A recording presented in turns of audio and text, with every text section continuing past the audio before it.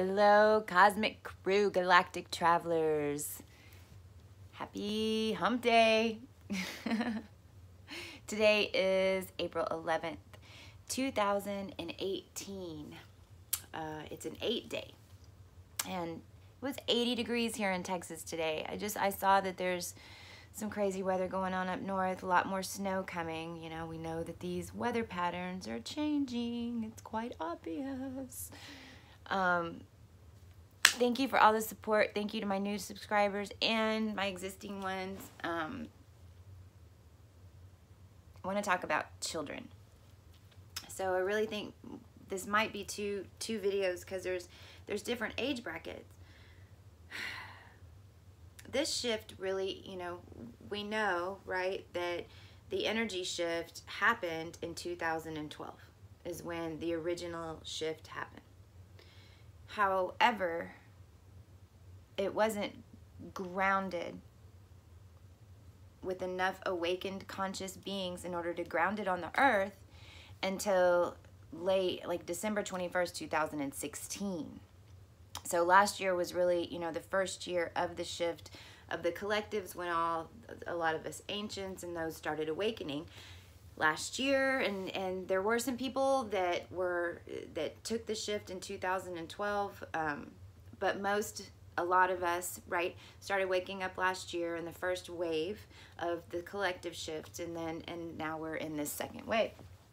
So babies born after December 21st, 2016 came into this timeline with their Akash fully intact. And this hasn't happened before. I don't know if you've seen babies, and this is knowledge that I've had for a while. This is information I had, oh gosh, I guess I got it like 60 days or so after, probably last summer. So I've spent a lot of time and talking to mothers that have had new babies, and when I see, you know, newborns, and I go and look at them in ooh and ah, I talk to the mothers, and every single one of them has said that as soon as that baby was born, when they looked into their eyes, they felt like that baby could read their soul. And it's so beautiful. They're also so strong, you know. I was watching a 3-month-old at a baseball game, and she was rearing up and hitting her mom. Like, she could just stare straight at you, and you knew she was so aware. So if you have any babies or anyone in the family, or just seeing babies, you know, around, realize that whenever they come back, that whenever they're incarnating, and if they're born after December 21st, 2016, they were born in this new energy. And so just as all of us are just now awakening, but then we're having to go deprogram ourselves, depending on how long we've been here, you know, they're coming in with the fresh stack, unless we program them, okay? So that's the babies, which is absolutely amazing. Then we have, you know, like my 10-year-old. So many of the children are starseeds, and big energies, right? Because this was a divine plan. This isn't like a spur of the moment, hey, let's just go wake some people up. This has been an ongoing mission in order to get the souls needed on the planet, so that when we awaken, we unlock these templates and these codes within our bodies. And the more starseed locations that you have in your chart, you know, those are all different templates and codes and DNA that's unlocking. When that unlocks, then that information goes into the collective. So this is why it was so important for ancients and for a lot of us to wake up. Even if we don't know what it is that we've unlocked, it's unlocked. And that information is now available. Like myself being Lyran, it's a lot of galactic history, which is why I have so many videos on this, and I need to go back and make some more. But you know, we're unlocking different Zeta Reticuli. You know, they're unlocking a lot of technology, Syrians, that's Native American traditions and ceremonies and shamanism. So each one has different templates that we're unlocking. Our children are fresher from source. So, you know, my son had some experiences before around 5 and 6 years old that I'll talk about at some point. Here's Axel. Here's Axel. Hi, Axel. Ooh. It's our rescue. And he remembered, because before they turn 8, they remember and they see things, and they're more in touch with their body, you know, their minds and their bodies. I'm sorry, the dog's throwing me off. Axel, go. They're more in touch because they just came back from the veil, right? So they're more in touch and more intact with their information. So, you know, Rex actually remembered being in heaven, and also remembered a past life before he turned 8, and I'll tell those stories someday. When he turned 8, then the infinity took place, which meant, you know, he started merging his right and his left brain, although he is extremely dyslexic. So, you know, if your children are, you know, up to the age of 8 and they're talking about these spiritual things, and I know most of my listeners, you know, are fully aware, but know that we're coming into a time that's so different because we can't put experience on an age. I've learned so many valuable lessons from my son, and it's because he understands this new world. He can envision it. He tells me, you know, what's the big deal? That's already happened. You know, whenever I'm talking about the shift, or when's it going to be, when is everybody going to catch up? So when I first woke up, you know, and the numbers started coming, and I kept, you know, Rex would be in the car, and I'd say, hey, look, it's 11:11. And the first time I did it, shocked the hell out of me, because we were in the car, and I said, look, it's 11:11, and he goes, oh, Mom, you play that game too? What game are you talking about, Rex? Well, at school, you know, we look at if we happen to look at the clock and it's 11:11, then we turn around and we make a wish real fast. And if we turn back around and it's still 11:11, our wish comes true. Wow. Okay, now this is a game that other people have played, now I've heard, but wow.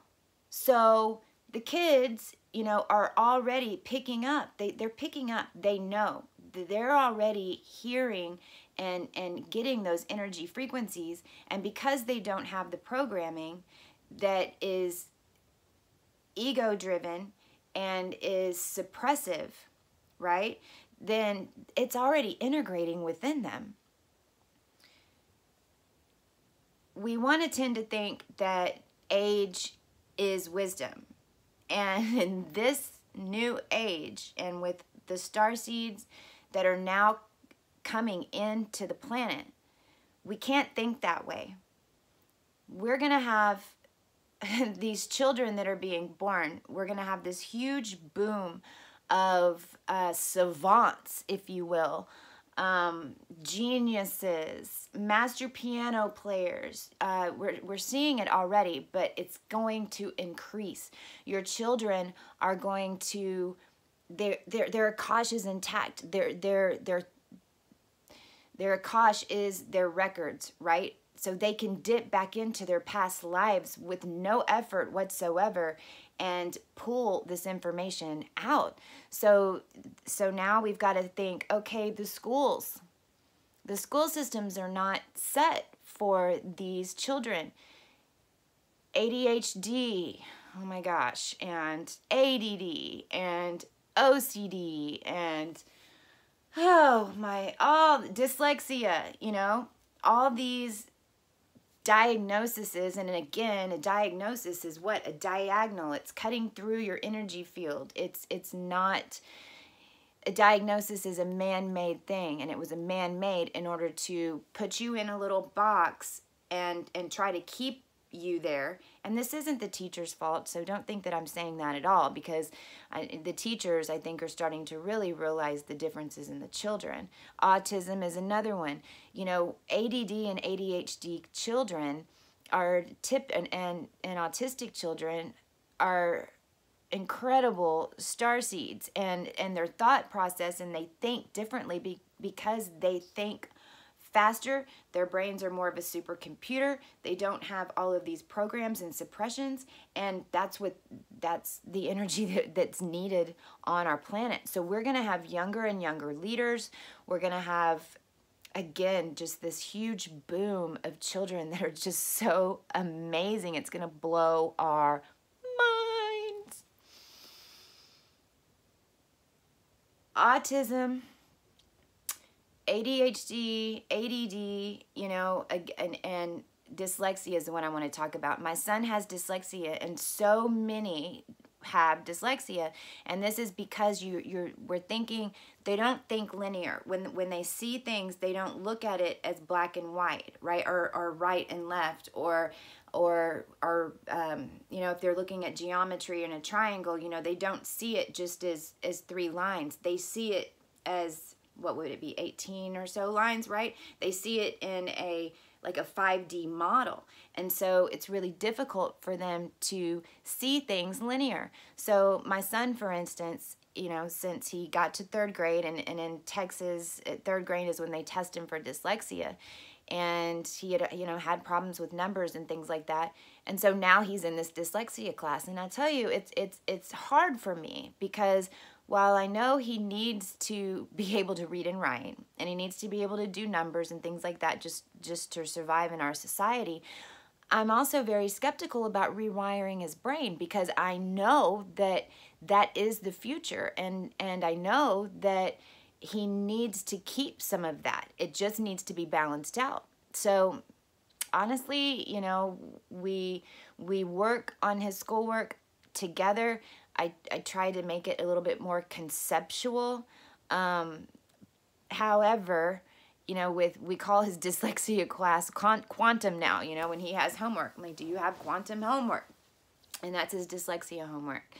So these are all labels that they put on the children. And, you know, the ADDs have a lot of zeta reticuli. The zetas are the hybrids that... there's quite a few, you know, here now, and they have technology codes and technology templates and programs that are going to revolutionize, I mean, the next 4 years, actually, you know, 7 years in all, but even just the next 4 years, the technology is just going to be off the hook. We're not going to be able to keep up. Don't buy a computer if you don't have to, because it's going to be obsolete in like no time. But see, their brains are supercomputers, and so that's why they think that way. That's why they're so high strung. That's why we have so many of these children that are so special. But society and the system has branded them one way or another to give them a label, like us humans like to do. And we need to be very careful of this, because we don't want them to only resonate to that label. Rex has so many friends that have come over. And, you know, I had ADD growing up, but crap, we didn't know what ADD was. It was just, okay, focus and get it done, which in a lot of ways was the best way to do it, because then we didn't have a label. That wasn't something that I had to overcome, and I didn't have to convince myself that I could do it, because I was never told that I couldn't, right? And I wish that we need to go back to this way, right? Don't put labels. There's no need for these diagnoses. Rex, oh gosh, I lost my train of thought. Hoot hoot. What was I gonna say? Millennials. I'm going to get to that in another video. You know, I think the biggest challenge as mothers, there's a lot of challenges, right? Because we are a lot of us are in relationships where maybe our partners aren't quite ready for this information. They want us to keep it from the kids and not talk about it. And I just have known that, I mean, when I woke up, that my son was supposed to learn this. And I knew that I was waking up early because he was going to learn this from me. And remember that we are just starting this shift. You know, this isn't going to be completed in this lifetime. No way. We're starting it. There's going to be a lot of structures and organizations that fall, you know, in the next, what is it? It's the second year of the 18-year, in the next 16-year cycle. But, you know, our children's children and their grandchildren are going to be the ones who see the full new systems with new ways of thinking, and it's going to take a couple of generations in order to undo all these programming and these organizational type of things. So our children are the future rulers of New Earth. And if we continue to just focus on our own ascension, but keep our children, you know, in their programs that we grew up to give them this white picket fence life, you know, the Norman Rockwell painting. If anybody, I know there's some that don't even know what that is. It's not doing anybody any favors. And so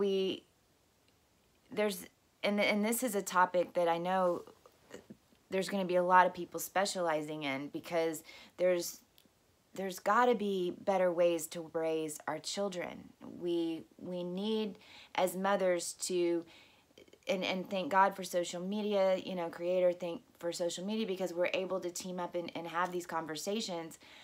But there's not a lot of structures and organizations unless you have a lot of money, you know, to send them to these different specialized schools. Programs are coming. I know that they are. And I would highly suggest getting a reading for pulling your children's natal charts, finding out which star systems they come from, which for me, that was I've only had 3 readings ever, and the StarSeed reading was the first one that I had done, because it was so important for me to understand where I came from so I could understand what I was clearing and what I was here to do. I could understand those energies, you know, and I have quite a few. I need to count them. I don't know. I probably have at least over 10 starseed points on my chart, and so I can read those energies, so I know where this information is coming from, and that helps me understand and overstand what I'm supposed to do with it, right? Same with our children, because our kids are coming in with these codes, and they're so fresh, and it helps us to understand where to put them, right? You know, in different sports and activities, you know, and just what their specialization is going to be. I'll do another video on the millennials, because that's interesting, and I know that there's a lot more information on this topic, but I wanted to get it out there. So can I get a hoot hoot? Love you all of the all, for I am not small. I am taller than tall. Okay, that was goofy. That might be some speaker energy coming out. I'll talk to you soon.